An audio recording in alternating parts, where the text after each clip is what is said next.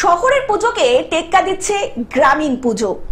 দুর্গাপুজো শুধু ধর্মীয় উৎসব নয়, এটি একটি সামাজিক মিলন মেলা, যেখানে মানুষ ভেদাভেদ ভুলে আনন্দে মেতে ওঠেন। মা দুর্গার আরাধনা আমাদের শেখায় অসুরের ওপর সুরের জয়, অন্ধকারের উপর আলোর জয়। হাওড়া গ্রামীণ পুজোগুলির মধ্যে একটি অন্যতম পূজা মণ্ডপ হলো বাছারি ফুটবল মাঠ দুর্গাপুজো সমিতি। এবছরে থিম আলোক স্পর্শে দেবী দশভুজা।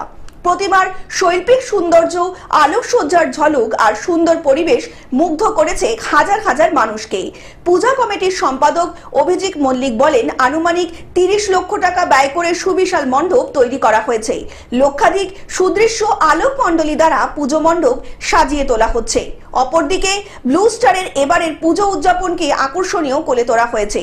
25 বছর উপলক্ষে শ্যামপুর গোবিন্দপুর সার্বজনীন দুর্গোৎসবে এবছরের থিম গিরিরাজ আলোয় বিলুপ্ত প্রাণী।